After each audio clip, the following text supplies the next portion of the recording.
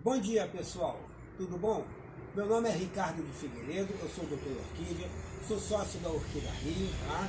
Toda vez que eu começo minhas palestras, eu costumo falar o seguinte: gente, entrem de sócio para uma associação orquidófila. É muito importante. Lá você vai ter informações e dicas que muitas vezes você não encontra nos livros, você não encontra às vezes na internet. O sócio, o amigo, quando você conversa cara a cara, eles são muito solícitos, são pessoas boas. O nosso grupo é muito bom. Entre de sócio para o Orquídea Rio. Gente, nós vamos falar sobre equilíbrio no cultivo de orquídeas.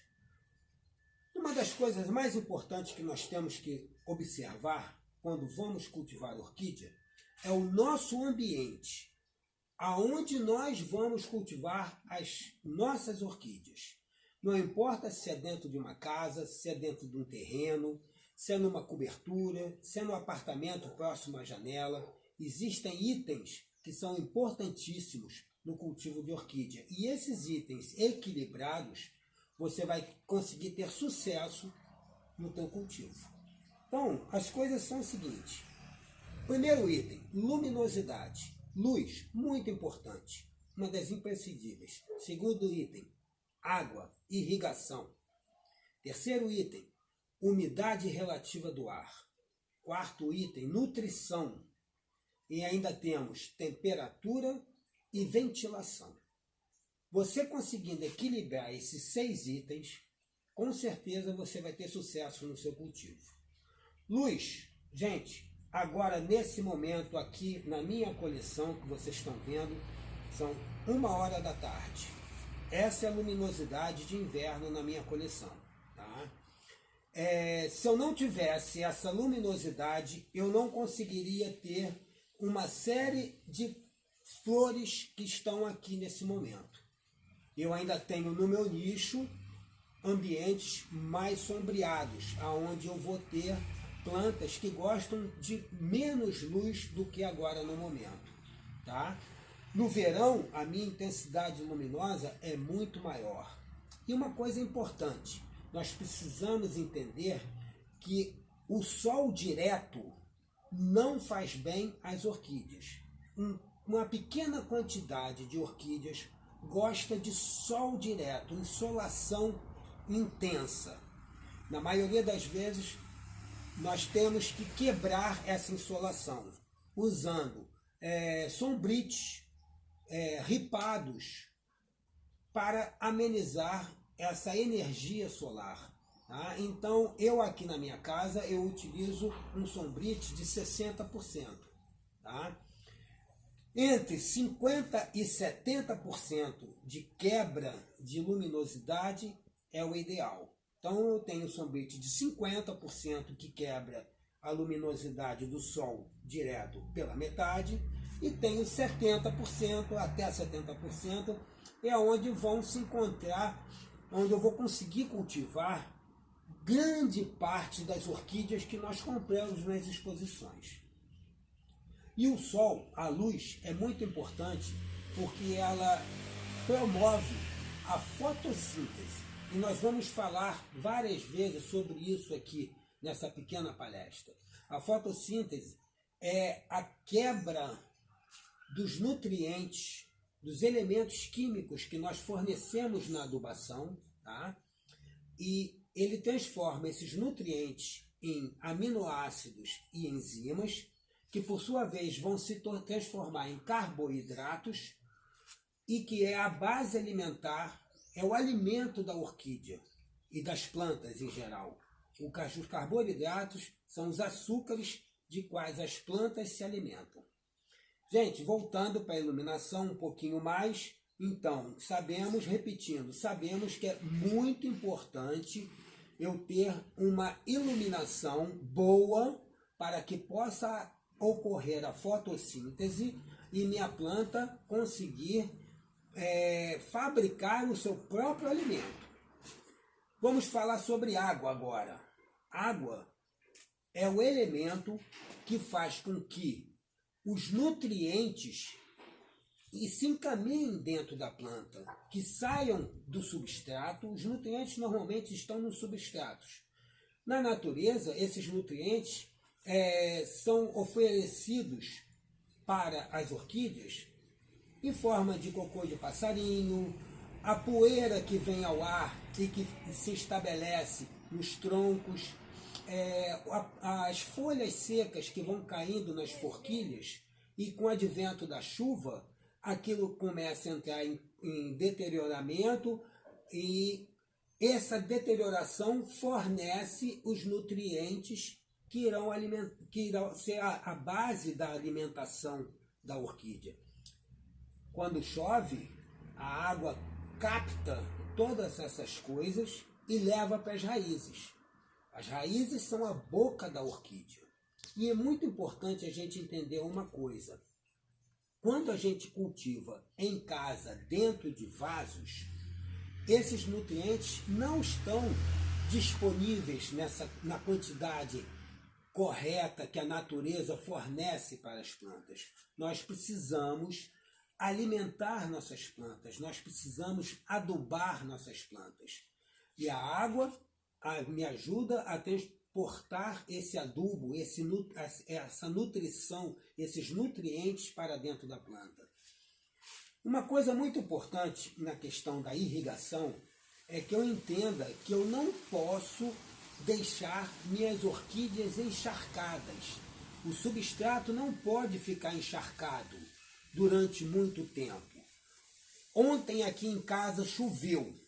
Meus vasos estão encharcados.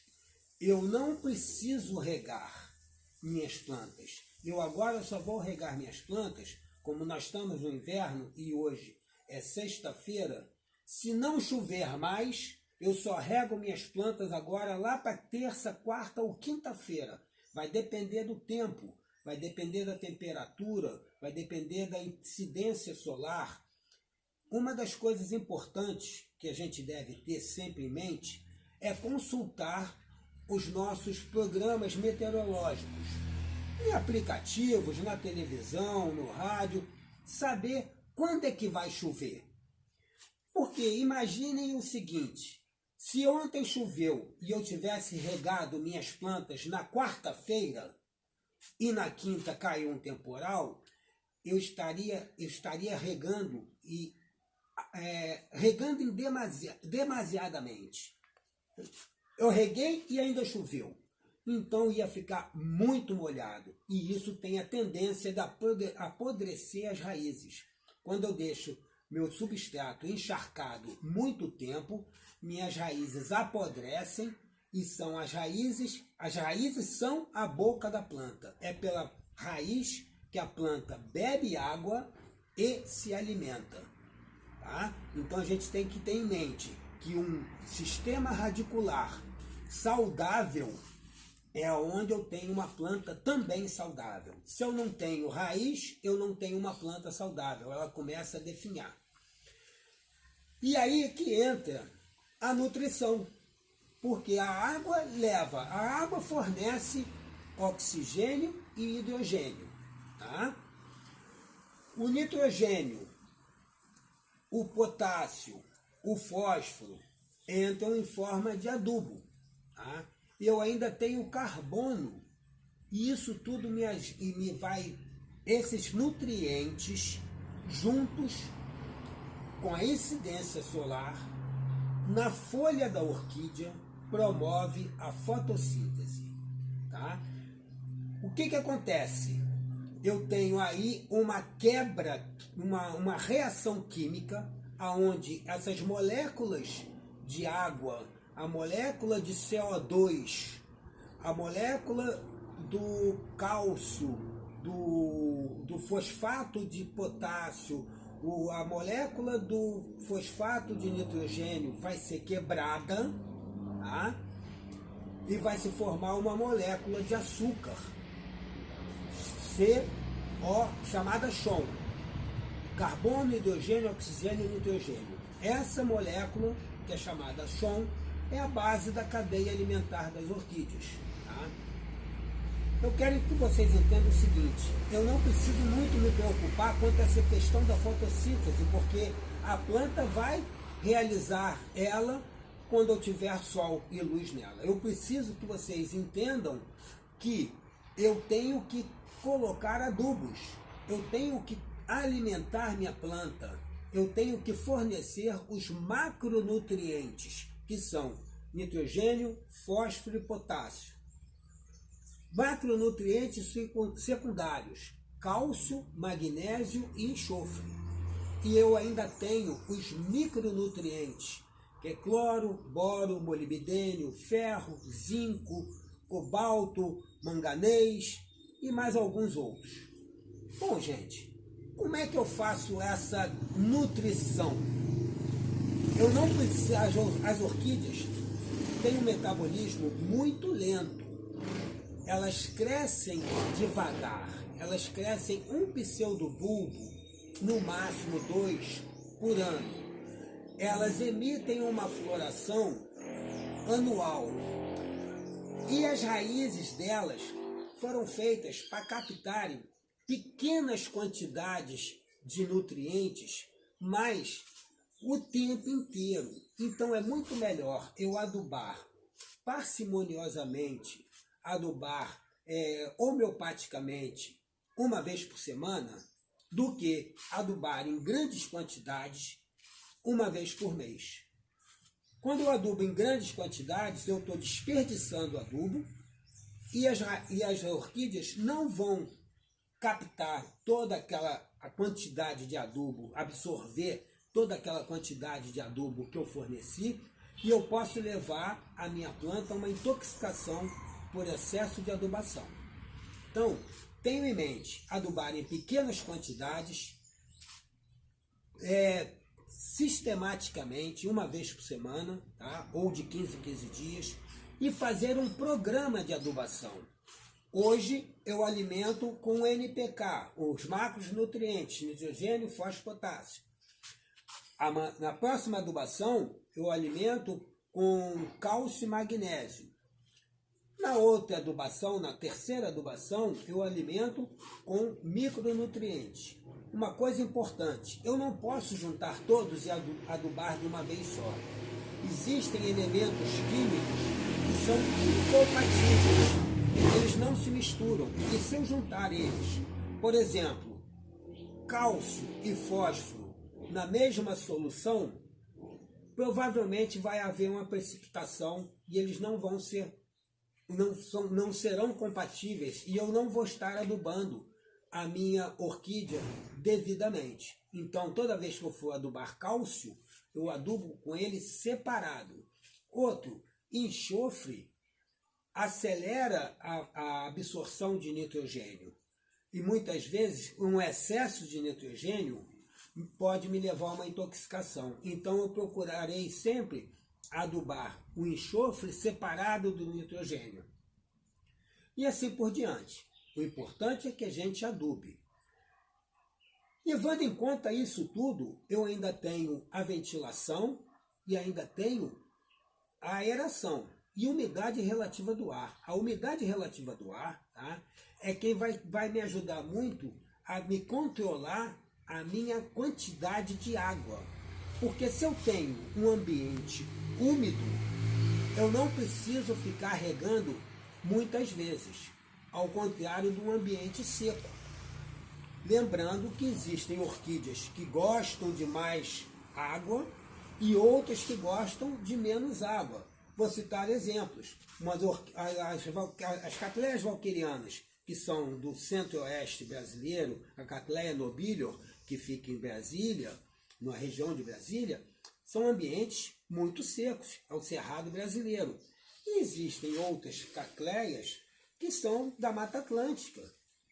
A Cattleya intermédia, ela fica no estado do Rio de Janeiro, na região da Mata Atlântica.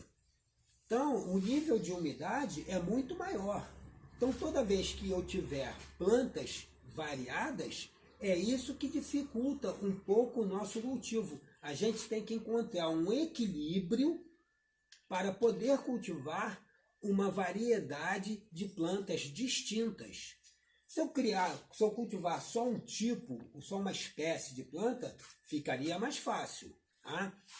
Então tem que estar sempre atento a essas coisas de umidade relativa do ar, se está mais úmido, se está mais seco, se eu preciso regar mais, se eu preciso jogar água no chão para elevar, em vez de regar a planta, está muito seco, e eu reguei a minha planta ontem e hoje está seco, eu não rego a planta, eu jogo água no chão, para que essa umidade, essa água que eu joguei no chão evapore, e eleve a umidade relativa do ar. E aí eu deixo de evaporar a água do meu vaso porque a umidade relativa do ar está alta. A ventilação é muito importante. É preciso cultivar orquídeas em local arejado. Não é vento contínuo, mas um local arejado, onde tenha movimento de ar. Eu cultivar orquídeas em ambientes fechados, vai me acarretar uma concentração de umidade maior, vai me acarretar ataque de insetos, conchonilhas, pulgões, porque eles não gostam de ambientes arejados, eles preferem um ambiente sem vento, porque o vento atrapalha esses insetos a voarem. Muitas vezes os insetos que atacam as orquídeas são insetos voadores, e que, se você tem ventilação, muitas vezes o inseto não chega na orquídea por causa do vento, porque o vento empurra o inseto. Outra coisa muito importante é a temperatura. Tenham termômetros, lancem mão de termômetros, de higrômetros, medidores de umidade relativa do ar. A temperatura é muito importante, porque existem orquídeas de climas quentes e orquídeas de temperaturas mais baixas. E eu preciso respeitar isso. Eu não posso ter orquídeas de frio a nível do mar, que é muito quente. A temperatura também é outra coisa que incide na evaporação. Se eu tenho temperaturas mais altas, a minha evaporação vai ser maior. Com isso, vou precisar regar mais. No inverno, que as temperaturas são mais baixas, eu vou precisar regar menos. Muitas vezes aqui no inverno, na minha coleção, eu fico 10 dias sem regar minhas plantas. A umidade é onde eu moro perto do mar, eu moro a 3 quilômetros do mar, nem isso, acho que 1,5 km, 2 quilômetros do mar, eu estou perto, eu tenho Pedra de Guaratiba, que é fundo de Bahia, da Baía de Sepetiba, e eu tenho muita umidade do ar, e meu inverno aqui, por muitas vezes, é frio, eu fico 10 dias sem regar, mas toda semana eu estou adubando as minhas plantas. Uma coisa é adubar, fornecer alimento, outra coisa é irrigação. Eu forneço alimento em pequenas quantidades. E a irrigação, quando eu irrigo, quando eu rego com vontade, para regar uma vez e levar tempo para o substrato dar uma secada. Não deixar nunca o substrato secar totalmente e nem esturricar por falta de água, mas mantendo um equilíbrio. De novo a palavra do equilíbrio, para poder a fotossíntese, porque com umidade no substrato, eu consigo fazer com que a bomba, existe uma bomba dentro da planta. Vocês já observaram que na ponta da folha e às vezes na ponta do botão aparece uma gotícula de água? Se vocês tocarem e botarem na língua, aquilo é doce, aquilo é um néctar. O que acontece? A água que sobe do substrato pelas raízes, levando os nutrientes, passa na folha, é feita a fotossíntese e essa água sai na ponta da folha em forma de néctar, muitas vezes no botão, muitas vezes dentro da flor, aonde o inseto vai buscar o seu alimento, o beija-flor. É atrás desse açúcar que vêm os insetos se alimentarem das nossas orquídeas. Tá? Então, essa questão de o equilíbrio que vai se encontrar vai depender muito do seu ambiente. Aonde que você vai cultivar as suas orquídeas? Se é dentro de um apartamento, que é um local seco, se é num quintal como eu tenho, aberto, onde o meu chão é de terra e sobe umidade da minha terra, eu posso ter um quintal acimentado, todo cimentado, onde eu vou precisar, volta e meia, estar jogando água no chão para elevar a umidade, e assim eu evito de estar irrigando demais. Eu tenho que estar prestando atenção a isso tudo por causa da minha nutrição, que vai precisar de umidade para que essa bomba funcione, levando água para as folhas com os nutrientes.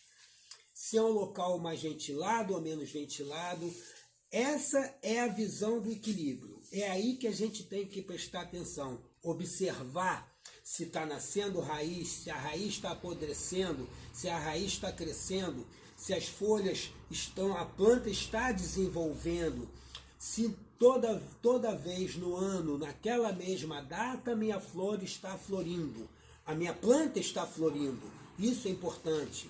Não adianta eu florir este ano, ano que vem não florir, depois no outro próximo ano florir de novo, floresce com 5 flores, floresce com 2 flores. O ideal é que tenha uma constância nas orquídeas, tá? Gente, eu acho que consegui falar o que eu pretendia em questão do equilíbrio do cultivo. São 6 elementos que eu tenho que prestar atenção para que eu tenha sucesso no meu cultivo. Gente, muito obrigado pela atenção de vocês.